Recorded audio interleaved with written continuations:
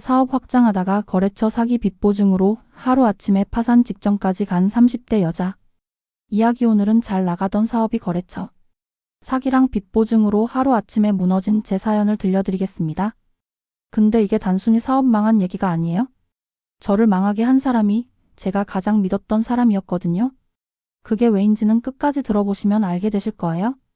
저는 30살의 작은 인테리어 업체를 차렸어요. 처음엔 진짜 아무것도 없었어요. 중고 노트북 하나, 투룸 자취방 한쪽 벽에 붙여놓은 화이트보드, 그리고 전 직장에서 쌓은 인맥 몇 개가 전부였어요. 첫 프로젝트는 지인 카페 인테리어였는데 공사비 450만 원에 제 인건비는 따로 못 받았어요. 그냥 포트폴리오 하나 생겼다는 걸로 만족했죠. 근데 그게 입소문이 났어요. 카페 사장 지인이 또 다른 카페를 소개해줬고 거기서 또 식당이 연결되고 오피스 인테리어까지 들어오면서 2년 만에 직원이 5명인 회사가 됐어요. 연매출이 12억을 넘겼고 저는 그때 처음으로 내가 뭔가를 이뤘다는 실감이 났어요. 32살이었어요. 그 시점에서 저는 사업을 더 키우고 싶었어요. 인테리어만 하지 말고 시공까지 직접 하면 마진이 훨씬 남는다는 계산이 나왔거든요. 그러려면 자재 납품 업체랑 직거래를 해야 했고 시공팀도 내부에 꾸려야 했어요. 규모를 키우려면 돈이 필요했고 저는 사업자 대출을 받았어요. 2억이었어요.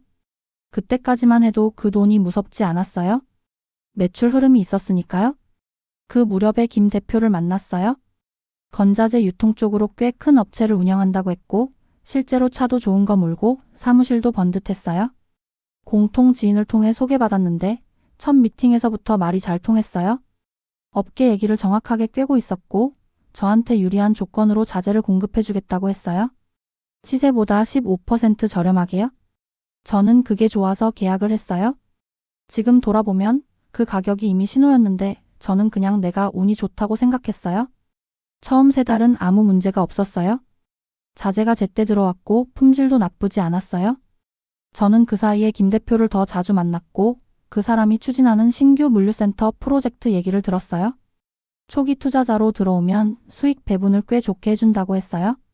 저는 그때 바로 하겠다고 하지 않았어요. 한 달을 고민했어요. 근데 결국 3천만 원을 투자했어요. 그 사람 사무실도 있고 법인 서류도 받고 공통 지인도 믿을 만하다고 했으니까요. 그리고 2달 뒤 연대보증 얘기가 나왔어요. 김 대표가 사업 확장 때문에 은행 대출을 받아야 하는데 법인 신용도가 부족해서 개인 보증인이 필요하다는 거였어요.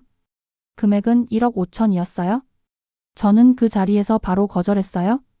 보증은 절대 서지 말라는 말을 귀에 딱지가 않도록 들어왔거든요. 근데 김 대표가 계속 설득했어요. 3개월짜리 단기 대출이고 담보도 있고 나중에 프로젝트 수익 배분 때 더 얹어주겠다고요. 그리고 결정적으로 지금 우리 자재 거래 계속하려면 회사 쪽에서도 서로 신뢰가 있어야 한다는 식으로 말했어요. 저는 그 마지막 말에 넘어갔어요. 자재 거래가 끊기면 지금 진행 중인 공사들이 차질이 생기거든요. 계약 위약금의 공기 지연까지 생각하니까 보증 서는 게 더 현실적인 판단처럼 느껴졌어요. 저는 서명했어요. 그게 2022년 가을이었어요. 그리고 딱 6주 뒤에 김 대표 전화가 안 받아졌어요. 처음엔 바쁜가 보다 했어요. 문자 남겼더니 답장이 없었고 사무실로 찾아갔더니 문이 잠겨 있었어요. 경비한테 물으니까 며칠 전부터 아무도 안 왔다고 하더라고요. 저는 그때 처음으로 등골이 서늘해지는 느낌을 받았어요. 바로 공통 지인한테 전화했는데 그 사람도 연락이 안 된다고 했어요. 그날 저녁에 김 대표 회사를 법인 등기로 조회해봤더니 이미 한 달 전에 폐업 신고가 돼 있었어요. 다음날 은행에서 연락이 왔어요. 김 대표 명의 대출이 연체됐고 연대보증인인 저한테 상환 요청이 들어온다는 내용이었어요. 1억 5천이요? 저는 그 전화를 받으면서 진짜 아무 말도 못하고 그냥 서 있었어요. 다리에 힘이 풀리는 게 뭔지 그날 처음 알았어요. 거기서 끝이 아니었어요. 자재 성급금으로 이미 보낸 돈이 4,500만 원이었는데 그쪽에서 자재가 들어오지 않으니까 진행 중이던 공사 2건이 멈췄어요. 건물주한테서 계약 위반이라고 연락이 왔고 위약금 얘기가 나오기 시작했어요. 직원들 월급은 나가야 하고 대출 이자는 나가야 하고 여기에 보증 채무까지 얹히니까 한 달 만에 자금 흐름이 완전히 막혔어요. 저는 그때부터 거의 매일 밤을 뜬 눈으로 보냈어요. 엑셀 파일 열어서 갚아야 할 돈, 들어올 돈, 나가야 할 돈 계속 맞춰봤는데 어떻게 해도 숫자가 안 맞아요? 그 느낌 알아요? 숫자가 분명히 있는데 답이 안 나오는 거요? 저는 그게 너무 무서웠어요. 숫자를 보는 게 두려워진 게 그때 처음이었어요. 경찰에 사기 신고를 했어요. 담당 형사가 서류 검토하더니 사기 혐의로 수사는 가능한데 피의자 소재 파악이 먼저라고 했어요.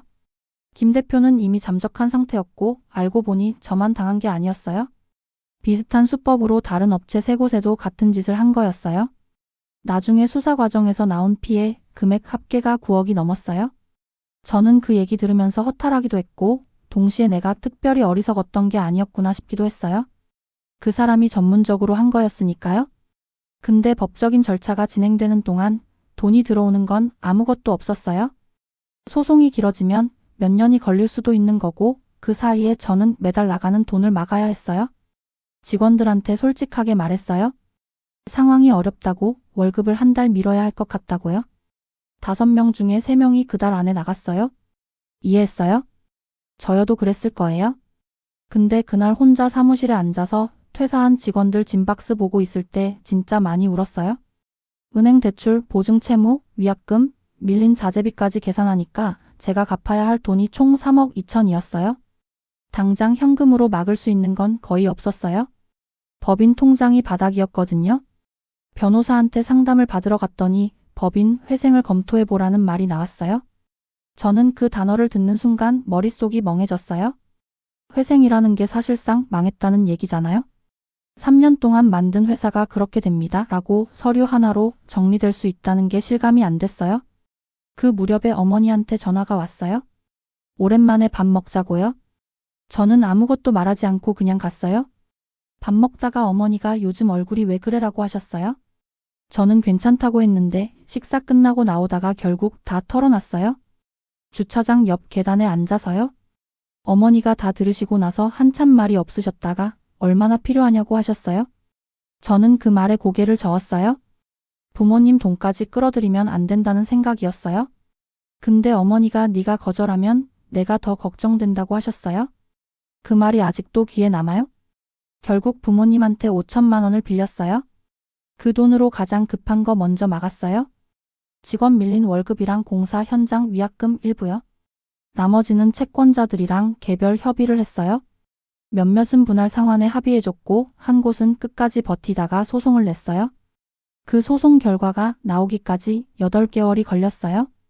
그 8개월 동안 저는 법인을 정리하지 않고 버텼어요. 직원 2명이랑 저 셋이서 소규모로 프로젝트 몇 개를 받으면서 버텼어요. 큰 공사는 못하고 작은 상업 공간 위주로 수익이 나면 바로 채무 갚는 데 넣었어요. 그렇게 1년을 보냈는데 어느 날 통장 잔액이 처음으로 플러스가 됐어요. 200만 원이었지만 그게 마이너스가 아니라는 게 그날은 진짜 눈물 날 만큼 좋았어요. 김 대표는 그로부터 1년 뒤에 검거됐어요. 다른 지역에서 비슷한 수법으로 또 사기를 치다가 잡혔어요.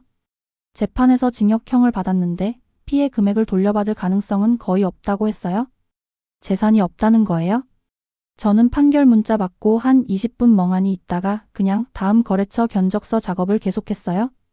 분노가 올라올 것 같았는데 그냥 피로했어요. 지금은 그때랑 비교하면 많이 안정됐어요. 부모님 돈은 반 정도 갚았고 은행 채무도 정상 상환 중이에요. 직원도 다시 4명이 됐고 매출도 회복되고 있어요. 근데 달라진 게 있어요? 저는 이제 사람을 믿는 방식이 바뀌었어요. 나쁜 쪽으로 바뀐 게 아니라 좀 더 정확하게 바뀐 거예요. 믿음이랑 검증은 다른 거라는 걸 알게 됐거든요. 그 사람이 나쁜 사람이었는지가 중요한 게 아니라 내가 확인할 수 있는 것들을 확인했는지가 중요하다는 거요. 보증은 절대 서지 말라는 말 저도 알고 있었어요. 근데 그 자리에서 거절하는 게 왜 그렇게 어려웠냐면 관계가 걸려 있었기 때문이에요. 거절하면 그 사람이 저를 어떻게 볼까? 우리 거래가 흔들리지 않을까? 그 감정이 판단을 흐렸어요. 지금은 알아요? 비즈니스에서 관계가 판단보다 앞서는 순간이 제일 위험한 순간이라는 걸. 그걸 3억이 넘는 돈을 내고 배웠어요.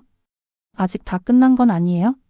갚아야 할 돈이 남아있고 소송 하나는 아직 항소심이 진행 중이에요. 근데 이상하게도 저는 지금이 그때 잘 나가던 시절보다 더 단단한 느낌이에요. 그때 저는 잘 되고 있다는 확신으로 가득 찼는데 지금의 저는 뭐가 무너질 수 있는지를 알면서 버티고 있거든요. 그게 다른 거예요? 확신보다 그게 더 오래가는 힘이더라고요.